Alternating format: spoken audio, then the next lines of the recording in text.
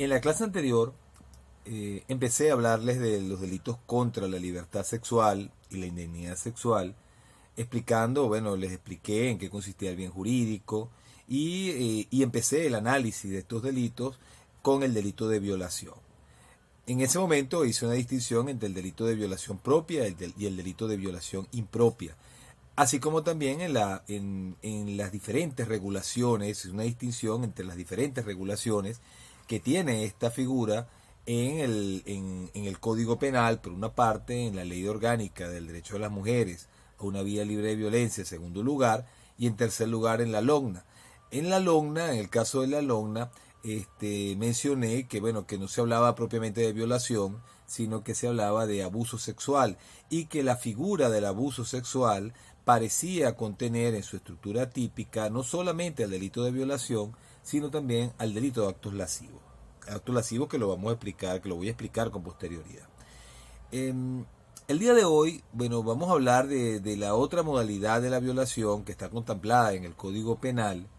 y que también tiene su previsión en la Ley Orgánica del Derecho de las Mujeres a una vida libre de violencia. El día de hoy voy a hablar de la violación presunta. Sin embargo, antes de hablar de ella, bueno, hay dos puntos que me gustaría abordar respecto a la violación, los cuales, si bien son también aplicables a la violación presunta, por lo menos inicialmente me voy a referir a ellos con relación a la violación propia. ¿Por qué? Porque en la violación presunta, bueno, hay ciertos elementos que podrían modificar la respuesta acerca de lo que les voy a hablar. ¿Cuáles son estos dos puntos que quisiera destacar en el delito de violación propia? Bueno, en primer lugar, el de si en estos delitos cabe una coautoría o no cabe una coautoría, dependiendo de quien realice la acción típica.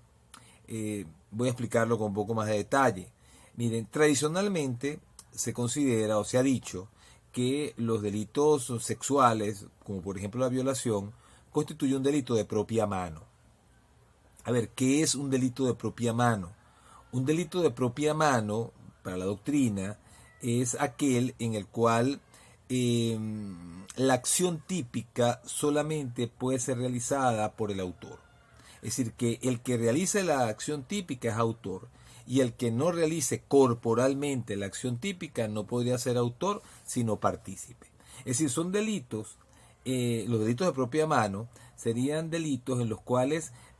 para poder ser autor, o sea, la condición, el requisito necesario para ser autor es realizar con el propio cuerpo, corporalmente, la acción típica. Por lo tanto, si usted se vale de otro para realizar la acción típica, entonces usted no podría ser autor, un autor mediato. Recuerden, el autor mediato, eso lo deben recordar de sus clases de Derecho Penal General, el autor mediato es aquel que se vale de un tercero como instrumento para realizar el comportamiento típico. Ese tercero podría ser que no tuviese responsabilidad penal, por ejemplo, que actuase con un error, que actuase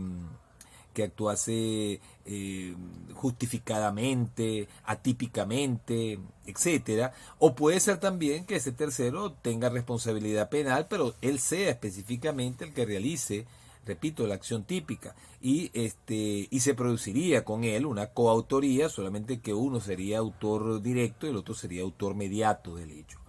En los delitos de propia mano no se permitiría entonces esta figura de la autoría mediata y tampoco, perdón, podría aceptarse la figura de la comisión por omisión, es decir, sino que tendría necesariamente, o sea, sería indispensable que el autor realizase, repito, con su cuerpo. Entonces, en el caso de la violación, esto significaría, si uno admite que el delito de violación, si uno considera que el delito de violación es un delito de propia mano, como lo han venido diciendo, aquí en la doctrina venezolana hay autores que lo han señalado, muchos profesores lo dicen, pero no fundamentan para nada, es decir, el afirmar por qué es un delito de propia mano el delito de violación. Es decir, es como que lo escucharon alguna vez y después, bueno, lo siguieron repitiendo, pero no profundizaron en ningún momento, no se ha investigado al respecto o no investigaron al respecto de por qué sería o por qué tendría que ser un delito de propia mano el delito de violación. Pero la conclusión sería esa. La conclusión sería que si uno aplica este criterio, el autor del delito de violación sería solamente aquel que penetre a la víctima. Es decir, que si, por ejemplo, dos personas o tres personas, dos de ellas agarran a la víctima mientras que un tercero la penetra, aunque eso fuese una división de trabajo que permitiría pues la coautoría o hablar de coautoría, en un caso como este, no, porque al ser un delito de propia mano, solamente el que penetre, el que realice la penetración o introduzca el objeto, etcétera, etcétera, en el cuerpo de la víctima, por vía anal, vaginal o oral, sería el autor del hecho. O sea, los delitos de propia mano son delitos en los cuales no cabría ni la coautoría ni la autoría mediata y tampoco la comisión por omisión. O sea, eso sería porque el autor necesariamente para hacerlo tendría que realizar de manera corporal la acción. Es decir, que aquellos sujetos que agarraron a la víctima, en el caso que acabo de mencionar, esos sujetos serían cooperadores inmediatos, es decir, algún tipo de complicidad. Sí, cooperador inmediato. El cooperador inmediato es una forma de cómplice necesario, que está en el lugar y en el momento del hecho, o por lo menos en el momento del hecho, que hace su aporte allí. Entonces, desde el punto de vista de esta tesis, de que el delito de violación es un delito de propia mano, estos sujetos que agarran a la víctima serían entonces cooperadores inmediatos, no serían autores del hecho. Miren, es discutible realmente que el delito de violación constituye un delito de propia mano, aunque sea un lugar común el afirmar de que se trata de un delito de propia mano, pero es discutible. O sea, los delitos de propia mano son delitos en los cuales sí es verdad, hay que realizar corporalmente la acción porque se considera de que hay un deber estrictamente personal, un deber personalísimo que debe respetarse, que debe cumplirse. Es decir, o una prohibición muy especial, muy específica dirigida a una persona, de manera que solamente puede él y solamente esa persona, solamente ese sujeto es el que puede violar la norma o quebrantar la norma y hacerlo de manera corporal, o sea, no valerse de otro para que lo realice. O sea, un deber, lo que llaman algunos autores, un deber tan personal o altísimamente personal que significaría que la persona tiene que realizar el hecho es con su propio cuerpo, no puede valerse de otro, no puede dividir, o sea, no puede ocurrir lo que ocurre, por ejemplo, en la coautoría. En la coautoría hay una división de trabajo y es posible en esa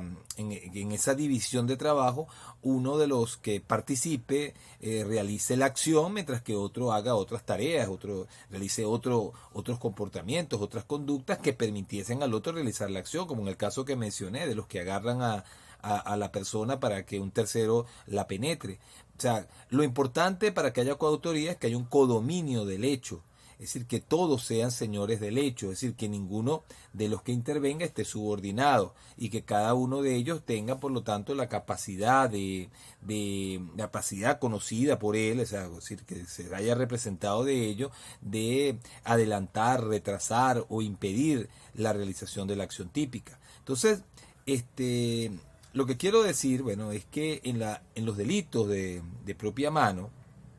hay un deber altísimamente personal es decir, que el dominio del hecho no es lo que fundamentaría la autoría, sino la violación de ese deber altísimamente personal, violación que solamente podría hacerla aquella persona que tuviese ese deber, pero hacerlo. O sea, se trata de un deber tan personal que solamente puede hacerlo mediante su cuerpo. Por eso es que, repito, no cabría la coautoría ni la autoría mediata en estos casos. Ahora, para uno afirmar que el delito de violación es un delito de propia mano, entonces habría que afirmar de que todas las personas tenemos un deber altísimamente personal de que con nuestro cuerpo no producir daño en el cuerpo de otro, bueno, por medio de la penetración, ¿no? De la penetración por vía anal, vaginal, oral, o sea, un daño en un sentido amplio, ¿no? Amplio en el sentido de daño, de lesión al bien jurídico, ¿no? Es decir, que, que tendríamos un deber, insisto, un deber de que con nuestro cuerpo no producir daño a los demás, mediante la penetración anal, vaginal, oral, etcétera, o la introducción de objetos, etcétera, etcétera. Oye, pero el problema es el siguiente, el problema es que una persona podría valerse de otra para que esa otra realice la acción y vulnere y cause el daño y aquel que se vale el tercero disfrutar eso y sea sentir, se quiera hasta placer desde el punto de vista sexual porque eso ocurra. Y entonces, claro, si uno parte de esta base,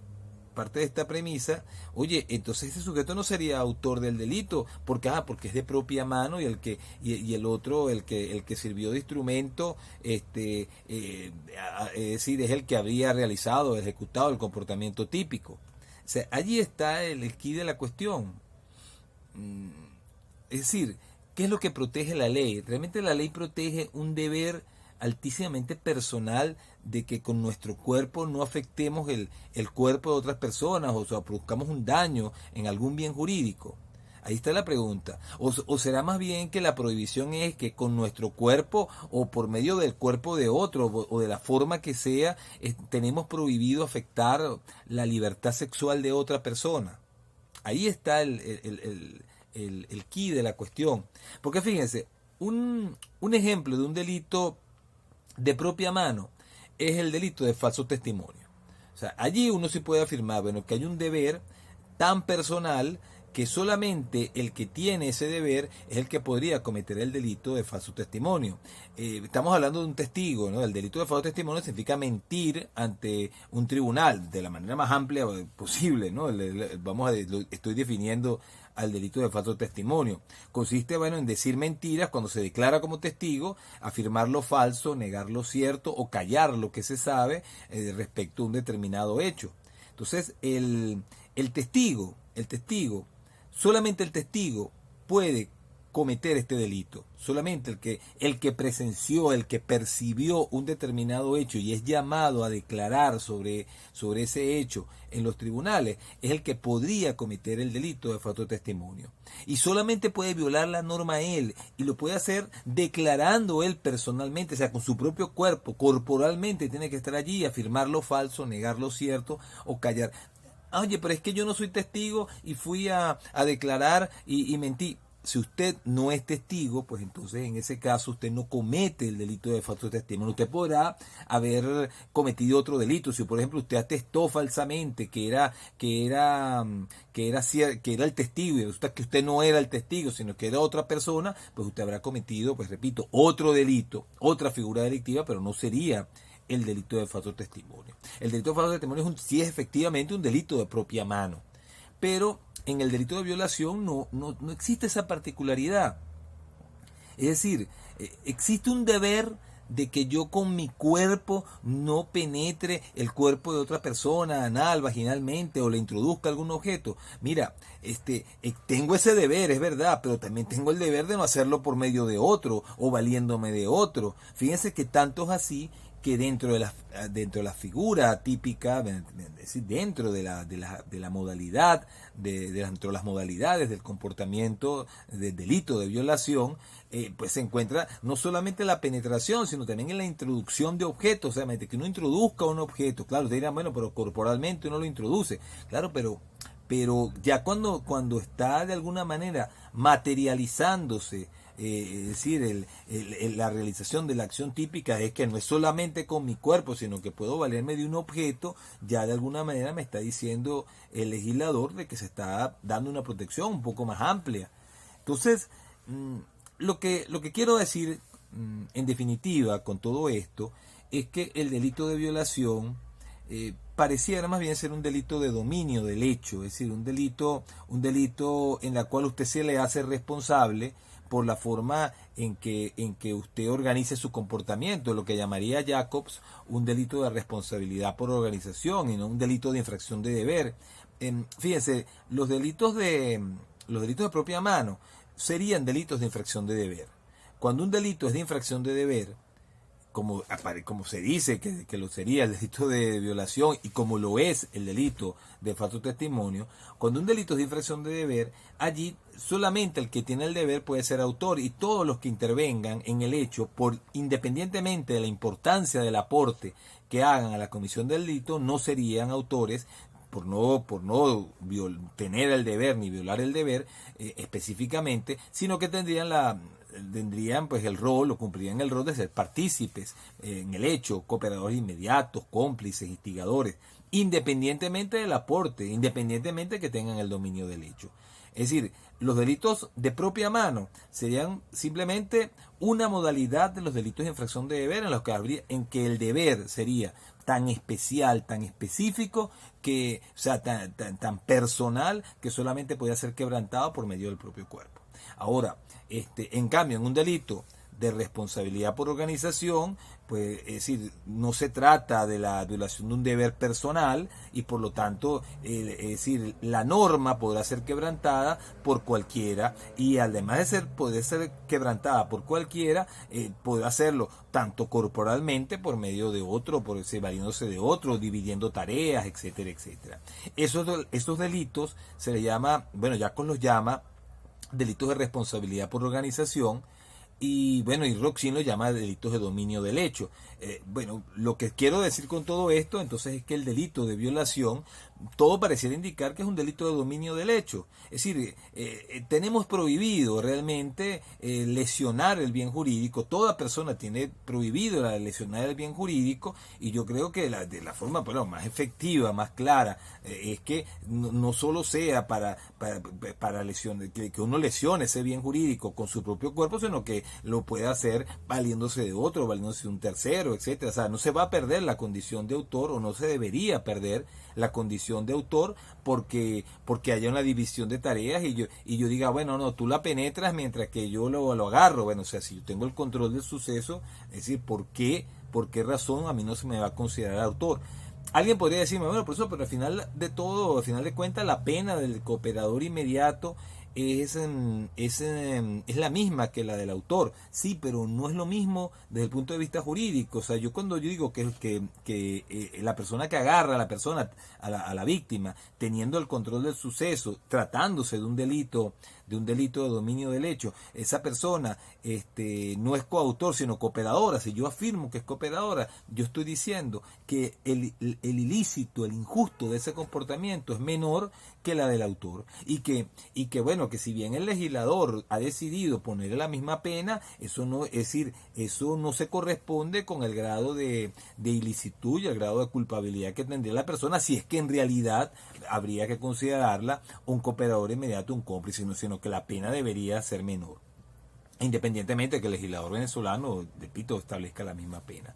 Pero se abriría la puerta para minorar la pena entonces de un sujeto que hubiese en estas condiciones, es decir, coayudado a que un tercero penetrase a la víctima. Miren, yo realmente pues no lo creo, no creo que sea el delito de violación un delito de infracción de un deber personal, un delito de propia mano, porque miren, eso conduciría o puede conducir a graves injusticias en la aplicación de la ley. Imagínense una persona que entrene a un animal, no sé, digo yo, a un mono, para que penetre a un niño o a una persona que está dormida, etcétera, etcétera. O sea, decir, para que la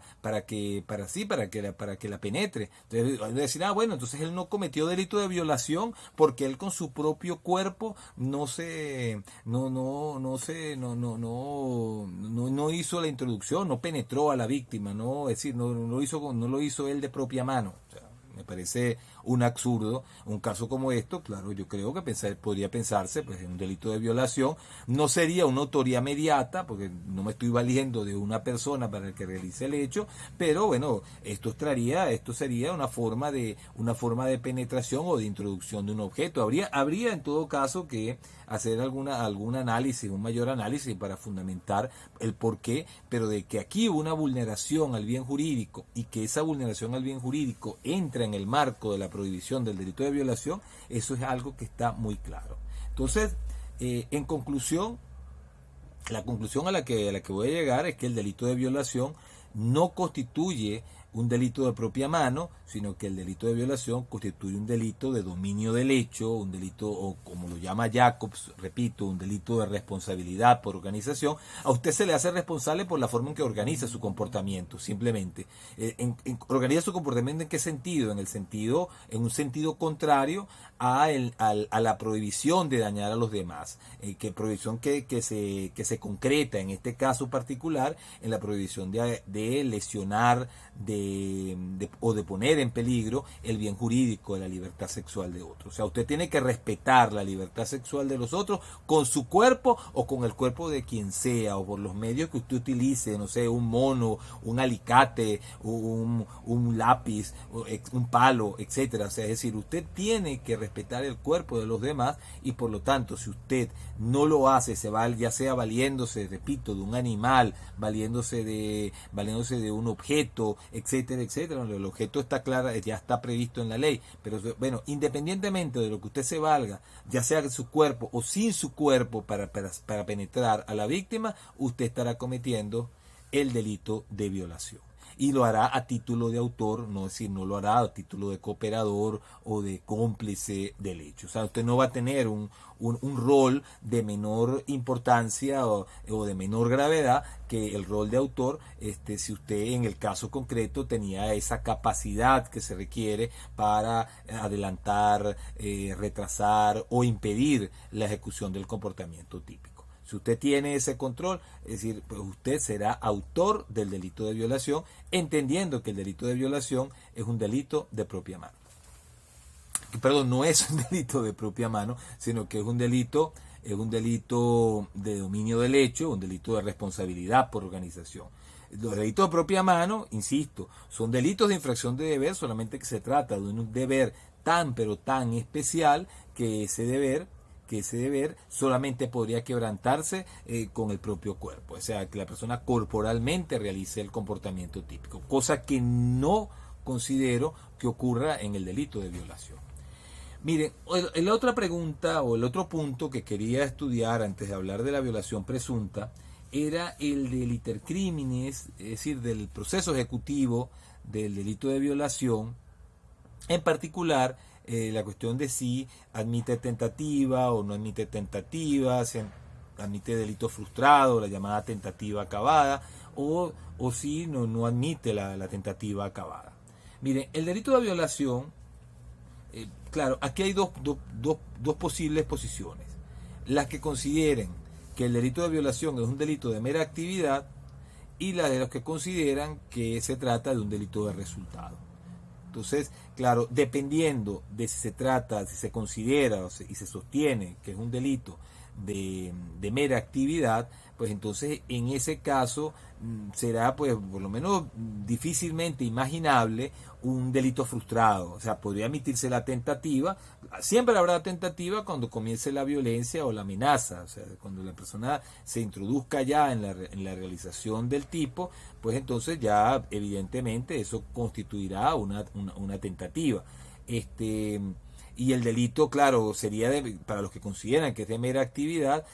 consideran que el delito se consumaría simplemente con la realización del acto carnal, cuando se ejecuta el acto carnal en la víctima. Siendo de esta manera, pues este delito solamente admitiría, o sea, partiendo de esta base, admitiría la tentativa inacabada. Habría tentativa inacabada en la medida que yo realizo la violencia, la amenaza, buscando lograr penetrar o introducir un objeto a la víctima, y no lo logre en virtud de circunstancias independientes de mi voluntad. O sea, en principio, entonces esa sería la primera posición. Este, hay quienes consideran que en el delito de violación sí hay un resultado, o habría un resultado, y ese resultado consistiría en precisamente en la penetración. Hay quienes entienden que la penetración no sería es decir, la acción típica, sino la consecuencia de la acción típica. Claro,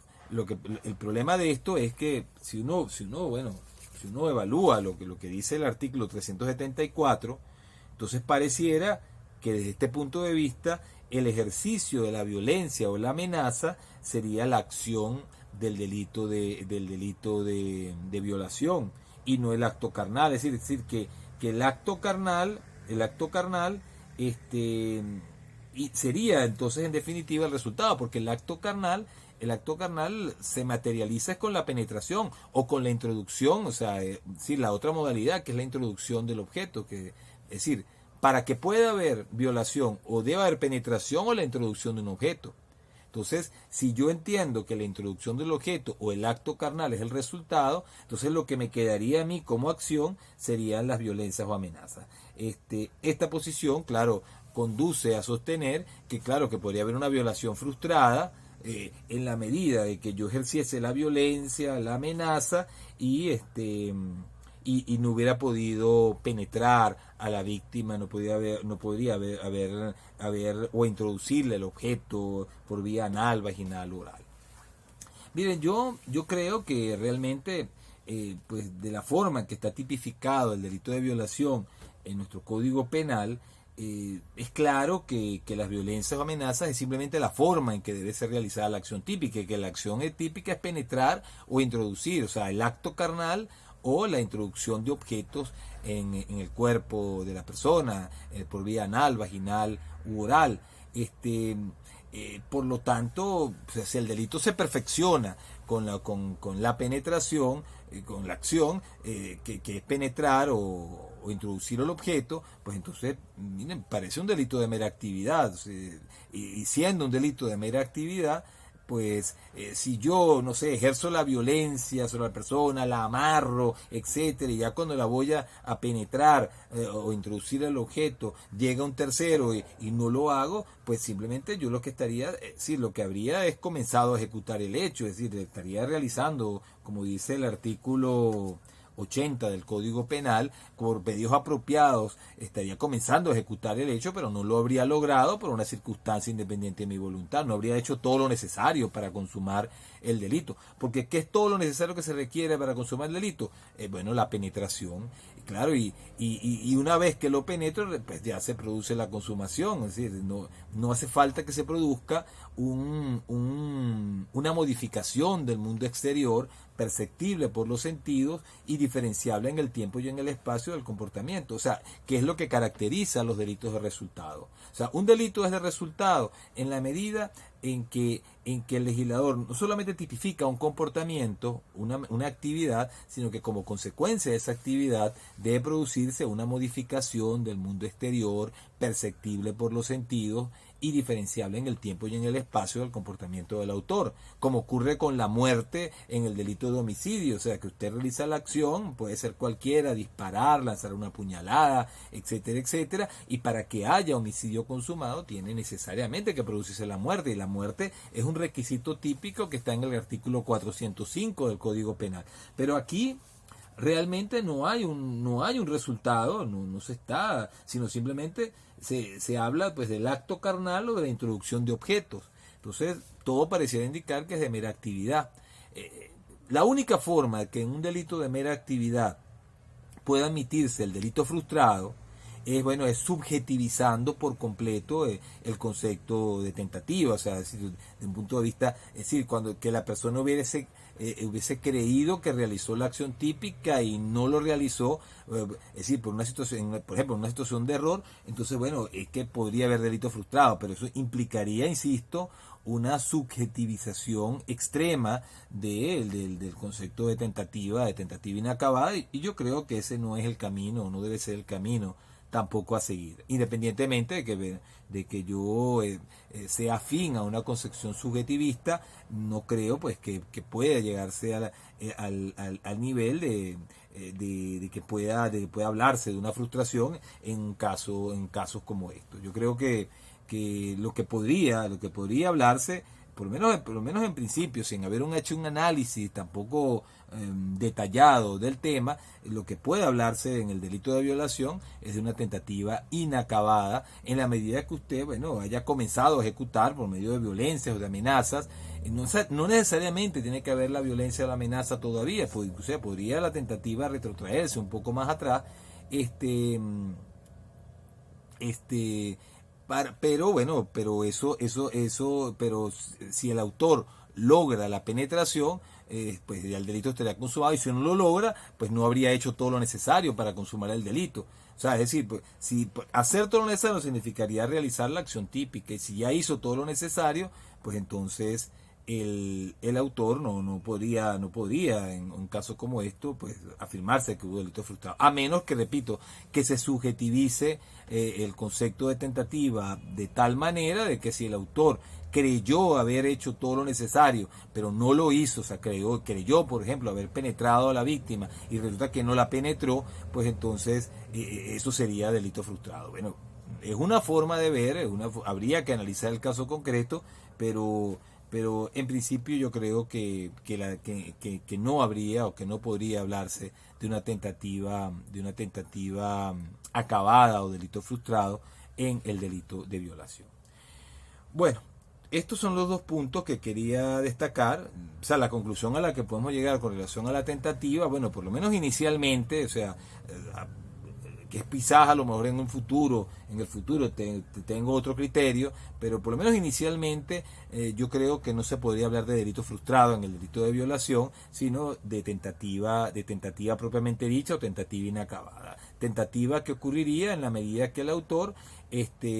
haya comenzado, o sea, se aproxime la realización del comportamiento típico, pero no haya podido materializarlo, concretarlo, no haya podido penetrar a la víctima por circunstancias independientes de su voluntad.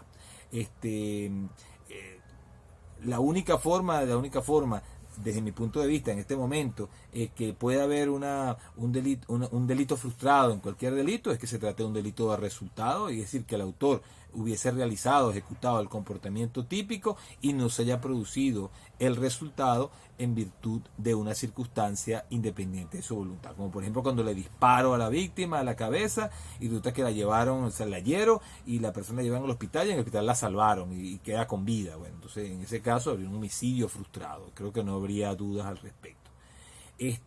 Pero de hablar de una violación frustrada implicaría que el delito de violación requiera un resultado material que no percibo que se produzca en el tipo, y que, repito, la única manera, insisto, de admitir una violación frustrada, o sea, por lo menos, en un delito de mera actividad, admitir la frustración es subjetivizando por completo el asunto. Y claro, no suponer que si la persona creyó que había hecho todo lo que era necesario para ejecutar el delito y no lo logró por una circunstancia de su voluntad, o sea, que no penetró, sino que penetró otra cosa. O sea, no sé, la verdad que no me imagino bien qué podría ocurrir. Entonces eso sería una violación frustrada. Pues miren, no lo veo, a menos, claro, y esto te dice, que estemos hablando pues de una situación de un error y de una tentativa o de una tentativa inidónea, y bueno, en el caso de tentativa inidónea, bueno, podría pensarse que hubo frustración, pero claro, pero el problema es cómo se verifica una tentativa inidónea en un delito de violación. Eso me parece pues que, no sé, esto hay que analizarlo con muchísimo más detalle. Pero en principio, repito, en el delito de violación, por lo menos desde el punto de vista, a los fines de estas clases, vamos a entender de que solamente admite tentativa inacabada y no delito frustrado. Bueno, el otro tema que quería estudiar el día de hoy era el de la violación presunta. Miren, la violación presunta, o también conocida como violación impropia, se encuentra en el Código Penal, en el artículo 374, prevista en el artículo 374, a continuación del delito de violación propia, que es el que hemos visto, se encuentra señalado en el encabezamiento de esta disposición, es decir, del artículo 374, como he mencionado. ¿Qué es lo que dice el legislador? El legislador dice que la misma pena, la pena del delito de violación, se aplicará aún sin haber violencia o amenazas. Cuando me dice a mí, aún sin haber violencia o amenazas, el legislador me está diciendo que aquí puede haber consentimiento. Podría haber consentimiento, pero a pesar de que pueda haber consentimiento, de todas maneras habrá delito de violación. Al individuo, entonces la misma pena se le aplicará, aún sin haber violencia o amenazas, al individuo que tenga un acto carnal con persona de uno u otro sexo. Entonces, aquí fíjese algo importante a destacar antes de señalar las hipótesis de violación presunta, que aquí el legislador habla de acto carnal. Habla de acto carnal. Pero no me menciona la introducción de objetos por alguna de las dos primeras vías o por vía oral que le introduzca un objeto que simule objetos sexuales, sino solamente habla de acto carnal. Porque cuando el legislador en el 374 explica lo que, o sea, señala lo cual es la acción típica, fíjese que él habla de un acto carnal por vía anal, vaginal u oral, o la introducción de objetos, o sea, es decir, cuando me habla de un acto carnal en primer lugar y luego me habla de la introducción de objetos, pareciera que la expresión introducción de objetos está, es decir, es una expresión que está distanciada, es decir, una hipótesis distinta a la del acto carnal. Es decir, no pareciera que el legislador, por lo menos de la forma en que lo ha redactado, no pareciera que el legislador estuviera diciendo que la introducción de objetos es una modalidad del acto carnal, sino que pareciera estar señalando de que una cosa es el acto carnal por vía vaginal, anal, oral, y otra cosa la introducción de objetos. Desde el punto de vista literal, bueno, habría dudas para eso. Ahora, el problema es que aquí en esta primera parte se menciona que decir que habría violación presunta cuando el individuo que tenga un acto carnal con la persona de otro sexo, y señalan unas hipótesis. Claro, pero si me menciona el acto carnal y no la introducción de objetos, alguien podría decir, oye, entonces no habría violación presunta cuando no sea un acto carnal por vía vaginal, anal o oral, sino que se tratase de la introducción de objetos por alguna de las vías, o por la vía oral se introduzca un objeto que simule ser objeto sexual. Mire, yo creo que el legislador, la intención del legislador fue considerar que todo era acto carnal, porque esto es lo que apunta esta disposición. O sea, yo creo que en definitiva, es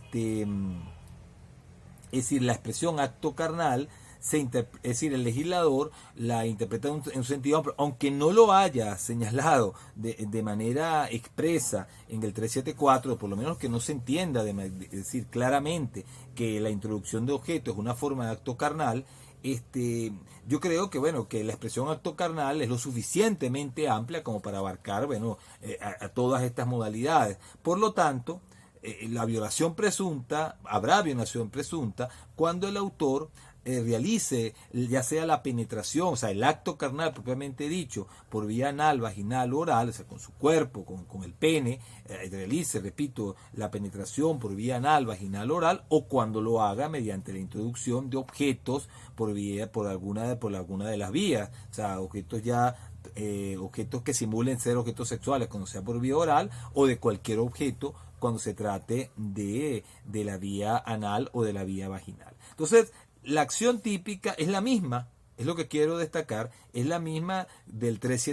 encabezamiento del 374, independientemente que aquí se habla solamente de acto carnal. Es decir, que la expresión acto carnal da también o sea, su alcance,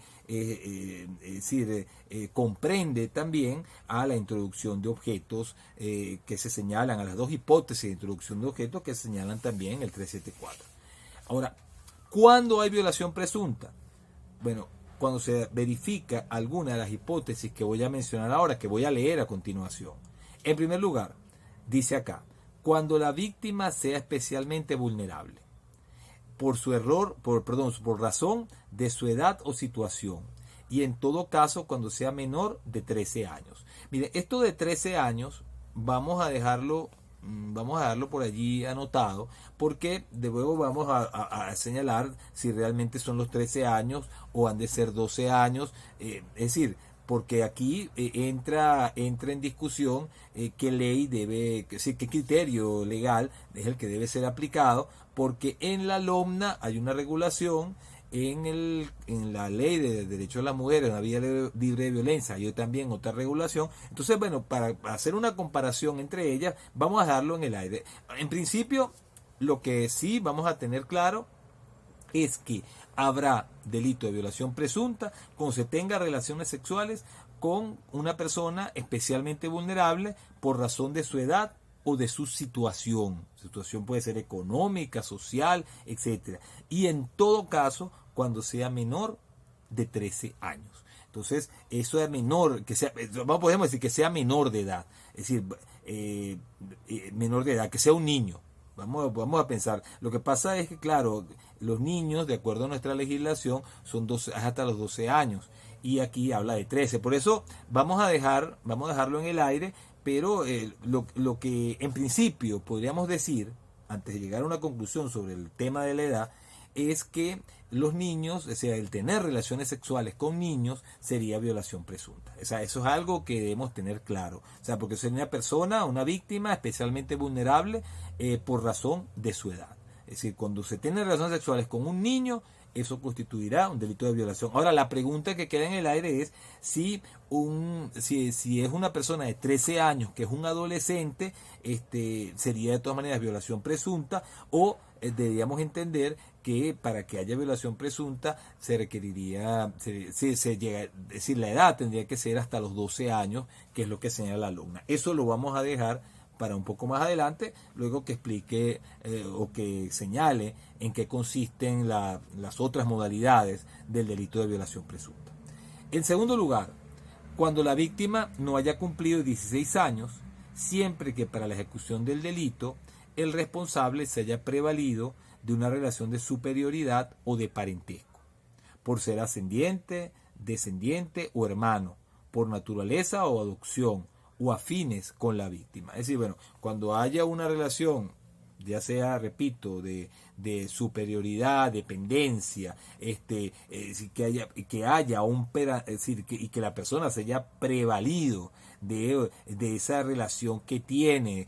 por ser ascendiente, descendiente, por ser un familiar directo de la víctima, si ella no ha cumplido 16 años, aunque hubiese prestado su consentimiento, habrá delito también de violación.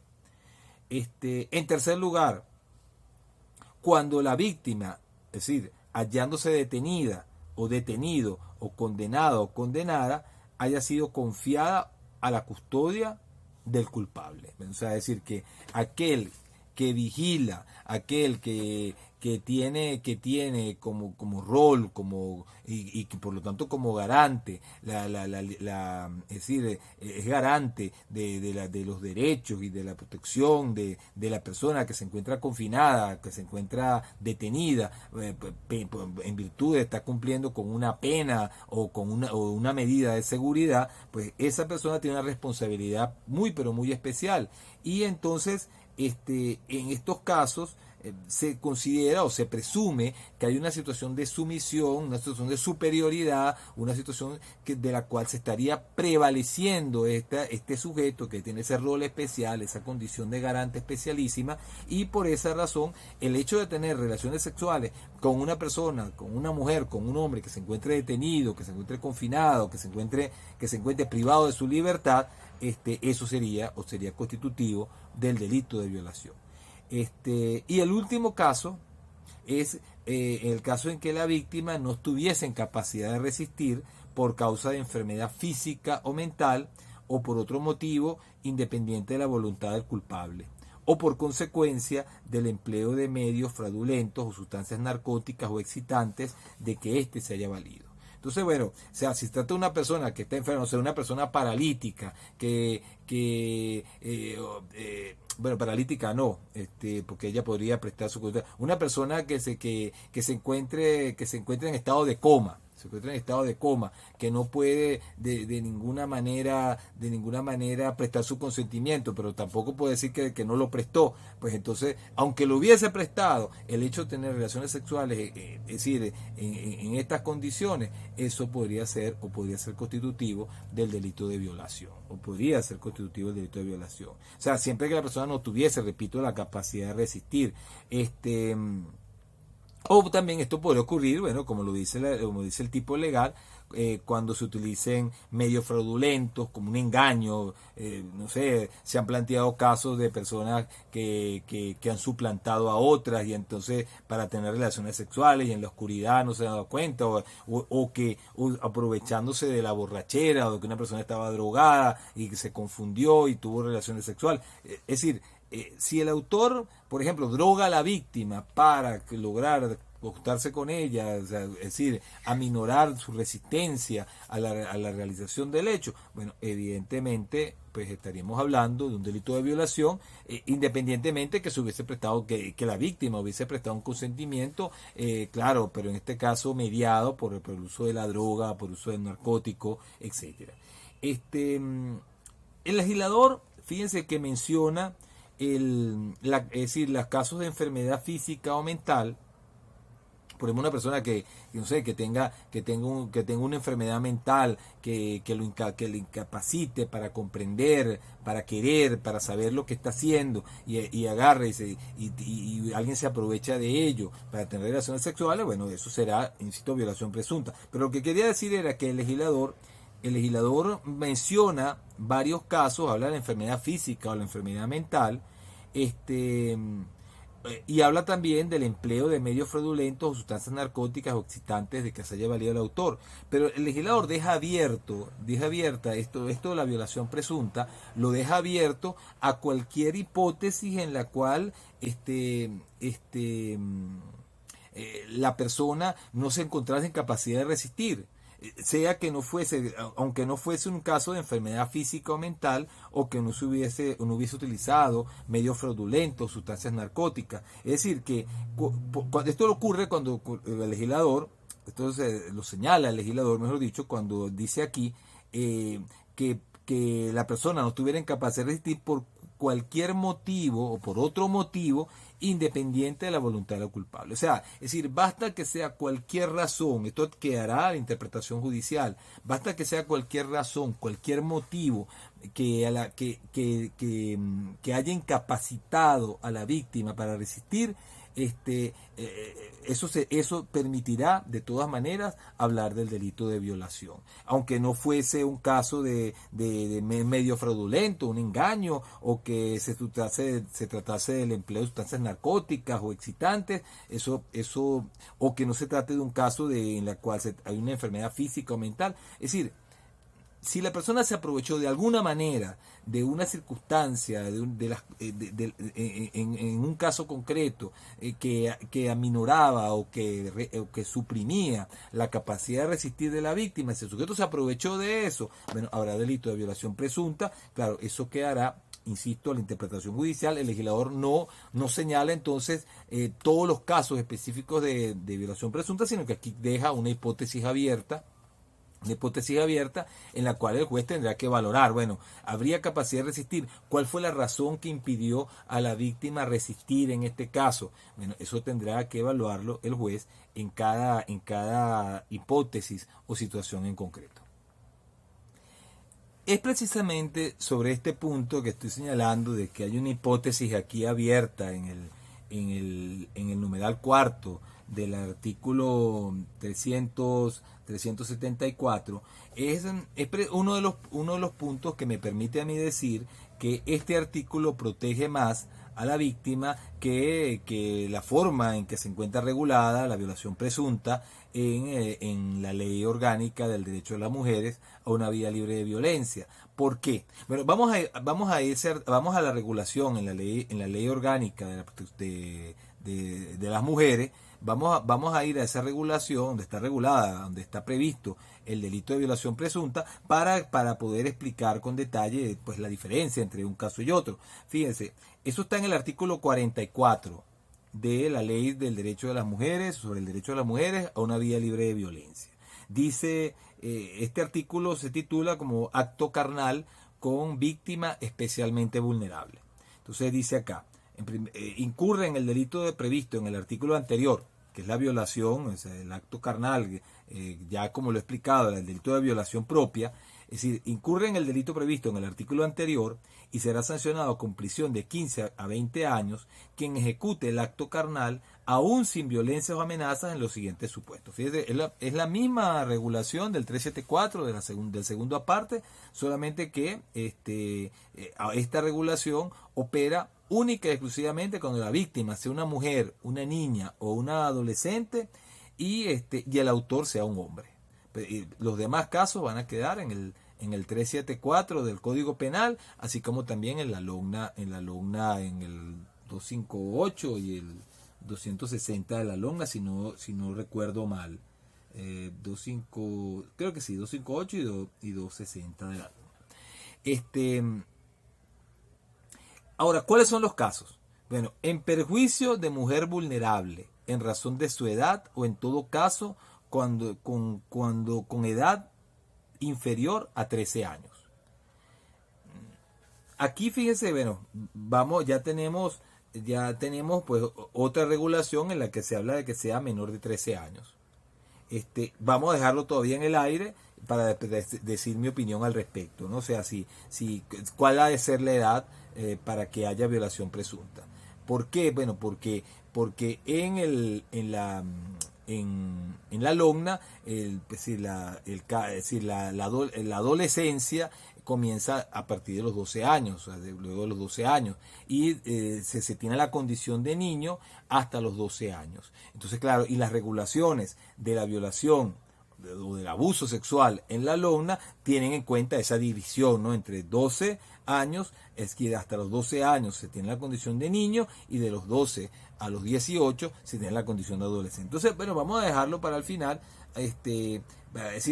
para determinar cuál es el sentido, ¿no? El sentido que específicamente debe tener este numeral primero, tanto el artículo 44 como el artículo 374, con relación a la edad de la víctima. Es decir, lo que sabemos es que siempre que el tener relaciones sexuales con un niño o con una niña es delito de violación. Ahora, la pregunta es si también el tener relaciones sexuales con un adolescente, que ya tenga 12 años, pero que no haya cumplido los 13, eso también sería constitutivo del delito de violación. Eso es lo que queda en el aire. O sea, por lo menos interpretando literalmente el 44 y el 374, el numeral primero de estas disposiciones, pues sería delito de violación, aunque la persona tuviese ya 12 años, pero no hubiese cumplido los 13. O sea, esa sería por la interpretación a la que tendríamos que hacer, asumiendo pues literalmente el 44 y el 374. Entonces ustedes pueden decir, bueno, profesor, ¿y cuál es el problema entonces? Porque si lo dice expresamente la ley, debería ser así. Bueno, el problema es que en la LOGNA hay una regulación distinta en cuanto al delito de abuso sexual, y hay abuso sexual de adolescentes y abuso sexual de niños. Entonces, claro, esto pudiera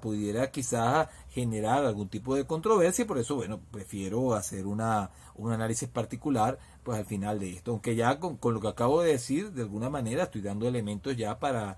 sostener que la edad sería pues hasta los 13 años. Es decir, cuando la persona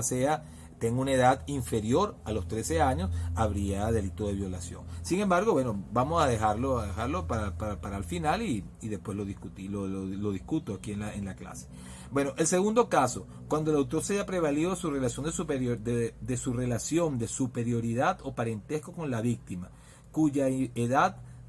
sea inferior a los 16 años. Es el mismo caso que se señala en el 374. Aquí pues hay identidad también en cuanto a la hipótesis, ¿no?, de violación presunta. Tercer caso, en el caso que la víctima se encuentre detenida o condenada y haya sido confinada a la custodia del agresor. Bueno, Es el mismo caso también del numeral tercero, o sea, no hay cambios tampoco aquí en cuanto a la violación presunta. Pero vamos a ver ahora el numeral cuarto, que es el que estaba yo analizando antes, y es con el que, fíjese, vamos a llegar aquí a la conclusión de que el Código Penal protege más al hombre y a la mujer cuando es violada por otra mujer que a la mujer cuando es violada con un hombre. O sea, que es violada, perdón, por un hombre. ¿Por qué? Fíjense, vamos a ver el numeral cuarto. El numeral cuarto dice, cuando se tratara de una víctima con discapacidad física o mental, hasta allí igualito que el 374, o haya sido privada de la capacidad de discernir por el suministro de fármacos o sustancias psicotrópicas. Bueno, perfecto. Es decir, esto, aunque no es idéntico a que habla aquí de sustancias narcóticas o excitantes, bueno, yo creo que, es decir, que las sustancias excitantes pudiera considerarse que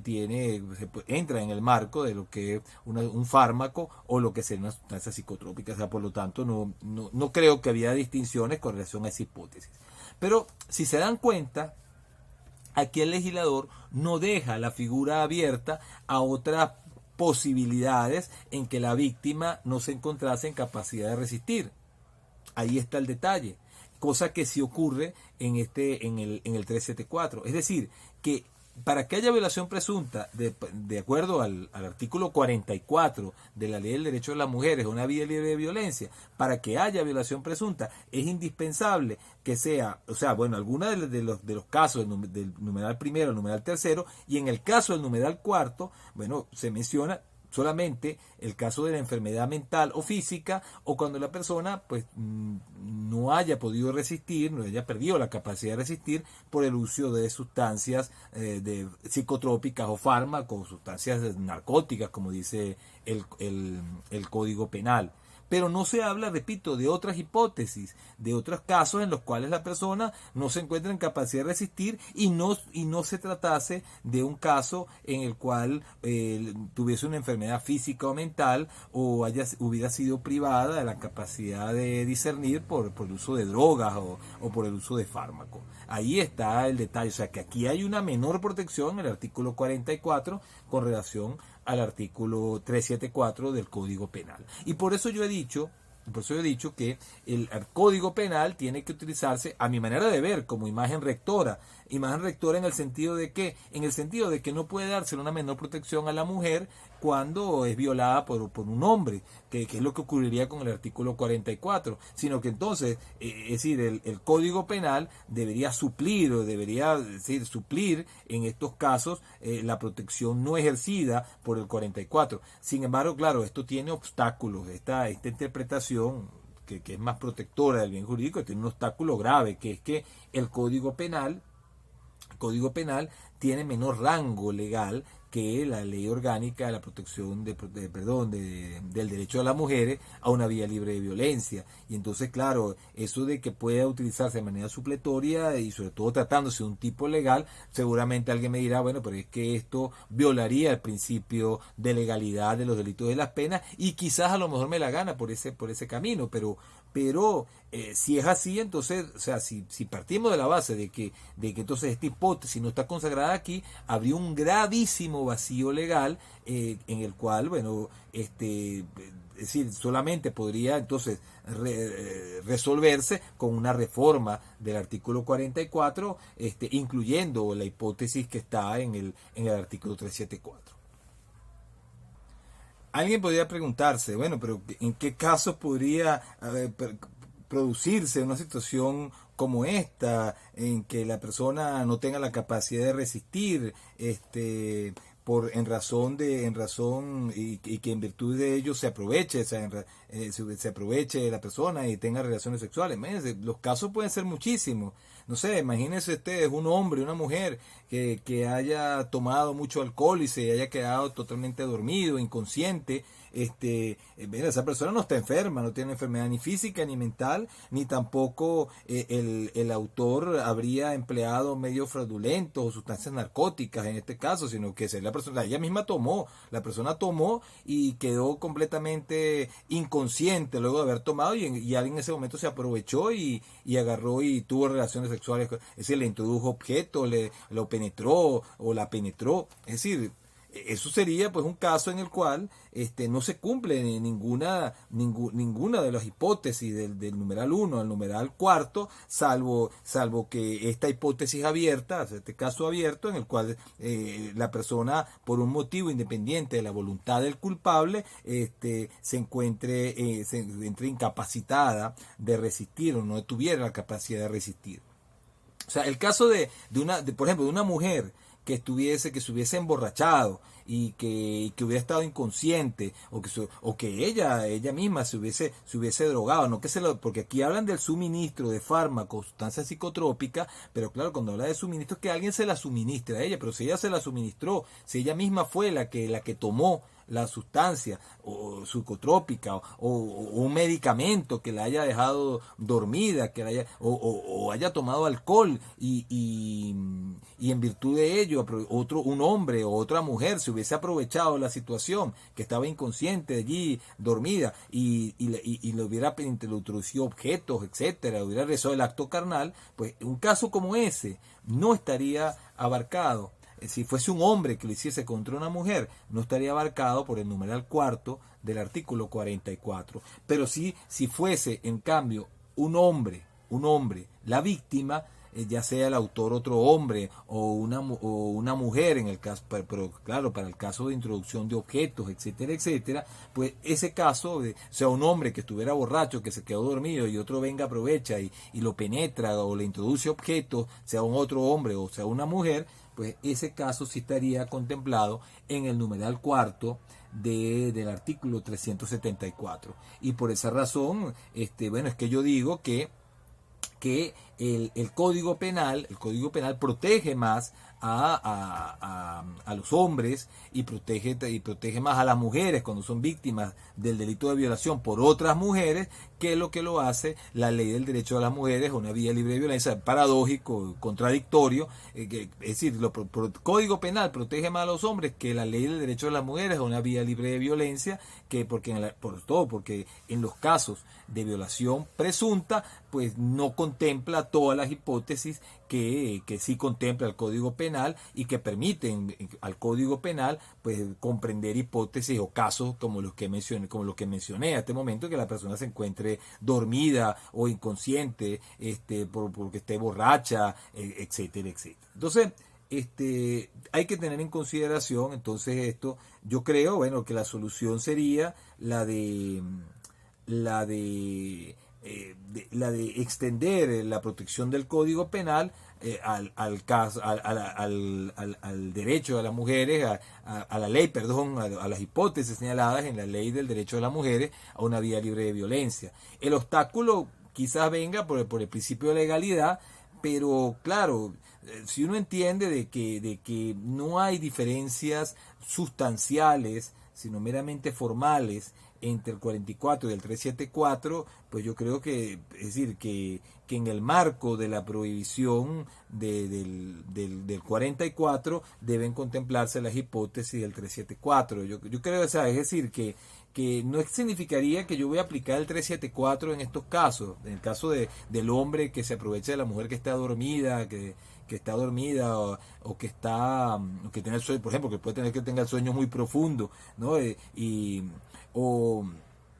O que esté drogada, o que ella se haya drogado, o que esté borracha. O sea, no significa que se vaya a aplicar el 374, sino que se aplicaría el 44, entendiendo que es decir, teleológicamente entendiendo que el numeral cuarto también contempla pues otras hipótesis semejantes a las señaladas en este artículo, en este numeral cuarto a su vez del artículo 44. Es decir, que no solamente estaría aquí entrando en el marco de la prohibición, que el caso de que la víctima tuviese discapacidad física o mental, hubiese sido privada de la capacidad de discernir por el suministro de fármacos o sustancias psicotrópicas, sino que la voluntad del legislador sería también la de proteger a la mujer, así como protege a los hombres. Es decir, en cualquier caso en que por una circunstancia independiente de la voluntad del culpable, la víctima, en este caso la mujer, no se encontrase con la capacidad de resistir o con las posibilidades de resistir. Eso yo creo que sería es la interpretación, yo creo, más correcta, y por eso es que, y en ese sentido es que hablo de que el Código Penal debería aplicarse de alguna forma, de manera supletoria,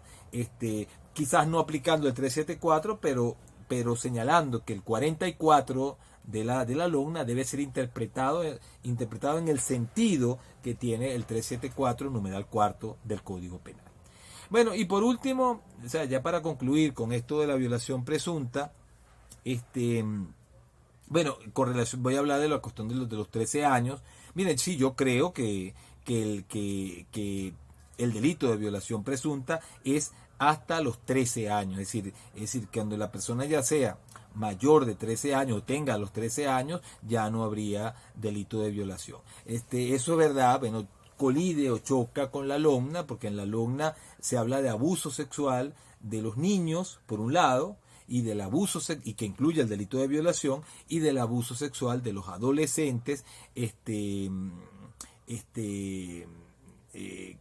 como delitos distintos, que también comprendería el delito de violación. Claro, ¿por qué ustedes dirán, bueno, pero cuál es la controversia, profesor? Sí, entonces, porque aquí esto es un tipo aparte, esta es una ley aparte. Claro, la controversia surge porque,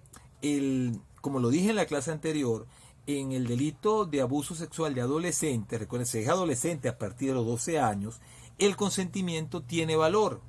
O sea, el consentimiento del adolescente, por lo menos lo que aparentemente dice, o sea, por lo menos si uno lo interpreta literalmente, el artículo, creo que era el 260, para ver, sí, el 260, es el 259 y el 260 que están estas regulaciones. En el 260, en el abuso de los adolescentes, él habla de que, si el artículo habla de que es que el que abuse sexualmente contra el consentimiento del adolescente, es decir, que si el adolescente da su consentimiento, entonces no habría delito de abuso sexual de adolescente. Entonces, claro, si aquí me están diciendo que hay violación después de los 12 años hasta antes de cumplir los 13, entonces estamos hablando aquí de ciertos adolescentes que no podrían prestar su consentimiento, y ahí es donde entra en confrontación, repito, la LOGNA con la ley del derecho de las mujeres a una vida libre de violencia y con el Código Penal, porque si uno aplica la LOGNA, si uno aplicase la LOGNA, entonces, es decir, a partir de los 12 años, el consentimiento excluiría la responsabilidad penal por el delito de violación.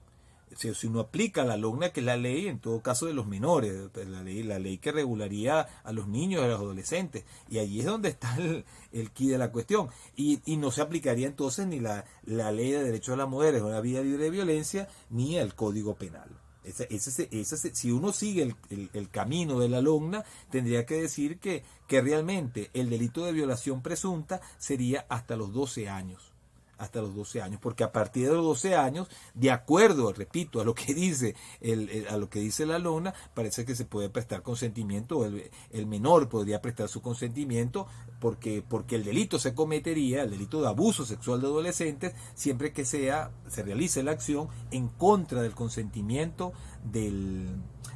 menor, del adolescente. Entonces, claro, repito, si uno se va por ese camino, tendría que decir que la edad realmente son 12 años. Sin embargo, bueno, mire, aquí yo he dicho que son 13 años y voy a explicar por qué.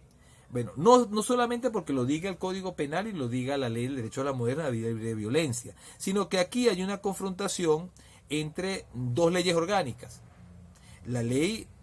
orgánica de protección de niños, niñas y adolescentes, y la ley del derecho a las mujeres a una vida libre de violencia. El Código Penal queda fuera, por lo menos en un primer momento, de toda la discusión. O sea, el Código Penal porque es una ley inferior. Pero aquí tenemos una ley, dos leyes que tienen el mismo rango, que dicen cosas distintas.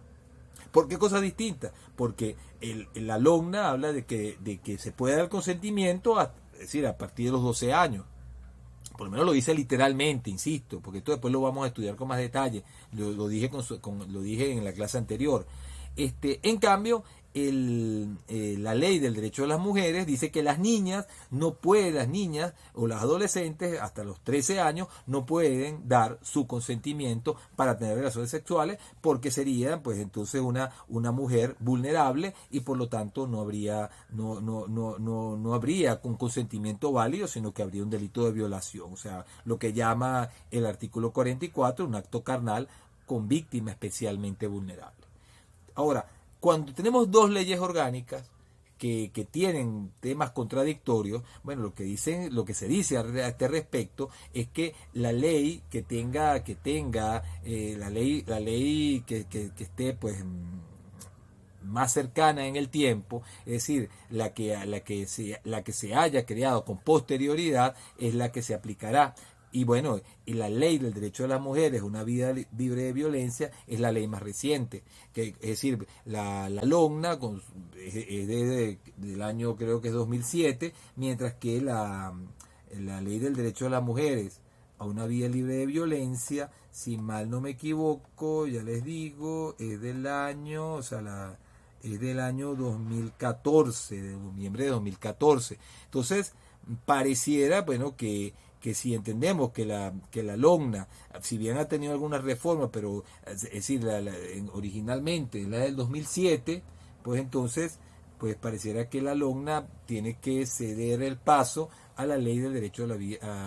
las mujeres a una vida libre de violencia. Y siendo así, entonces el límite para la violación presunta serían los 13 años. Serían los 13 años. Y usted dirá, bueno, profesor, entonces, ¿qué pasa con el Código Penal? Bueno, porque si el Código Penal dice lo mismo que la LOGNA,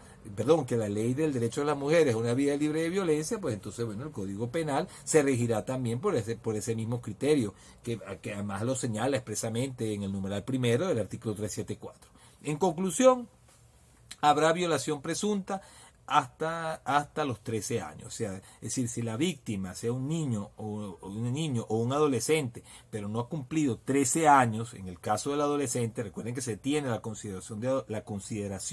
de adolescente a partir de los 12 años, de acuerdo a la LOGNA. O sea, se trata de un adolescente, pero que no haya cumplido 13 años, habrá delito de violación presunta, de acuerdo tanto al Código Penal como de acuerdo a la ley orgánica orgánica sobre el derecho de las mujeres a una vida libre de violencia. Bueno,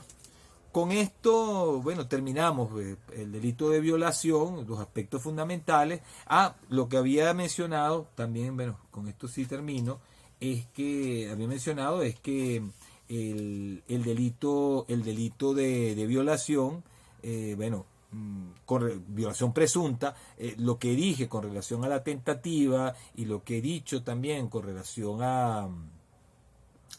si es delito de propia mano o no es delito de propia mano, en estos casos también es aplicable, independientemente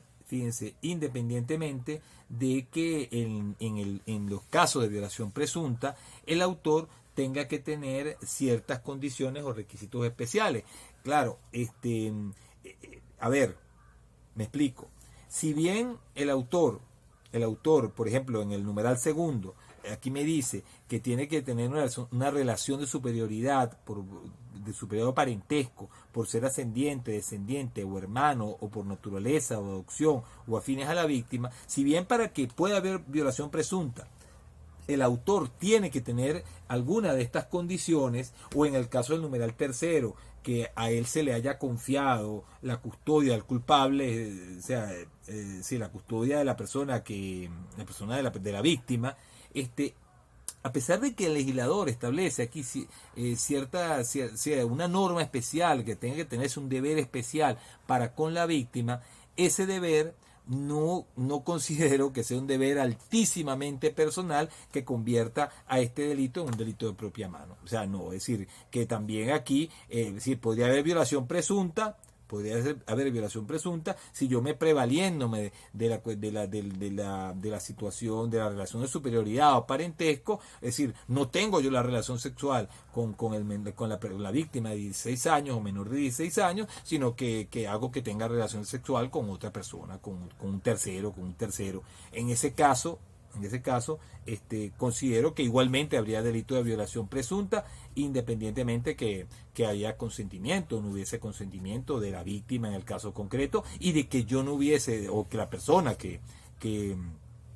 tenía la relación de superioridad o parentesco, o a quien estaba confiada la víctima, ella no hubiese penetrado con su propio cuerpo, o hubiese él corporalmente introducido el objeto por vía anal, vaginal, oral en la víctima. Es decir, que no importa que no se realice corporalmente la acción típica en ninguno de los casos que se mencionan en el 374 y en el 44 como hipótesis de violación presunta. Y en cuanto al si admite tentativa acabada o no admite tentativa acabada, o delito frustrado, el delito de violación presunta, bueno, yo creo que es aplicable lo mismo que señalé con relación a la violación propia, es decir, que es un delito de mera actividad, y que por lo menos en principio, bueno, vamos a partir aquí de la base de que solamente admitiría tentativa inacabada, y que bueno, que una tentativa, es decir, una tentativa acabada o delito frustrado, quizás, bueno, podría admitirse solamente en un caso de tentativa inidónea. Lo que cuesta es imaginar esa hipótesis de tentativa inidónea, o sea, que realmente se materialice un caso de tentativa en estos casos, o subjetivizando por completo el íter y el injusto de este delito. O sea, solamente con una concepción subjetiva extrema, o limitándolo a la tentativa inidónea, es que podría castigarse como delito frustrado el delito de violación. Bueno, con esto hemos terminado el delito de violación, y en la clase siguiente hablaremos de los actos lascivos, de la forma en que también están regulados los actos lascivos en el Código Penal y en la Ley del Derecho de las Mujeres, una vida libre de violencia, como también en la LOGNA, aunque ya en la LOGNA ya yo mencioné de que se encuentran incluidos, la figura de los actos lascivos se encuentran incluidas en el delito de abuso sexual. Pero bueno, eso lo vamos a ver en la clase que viene.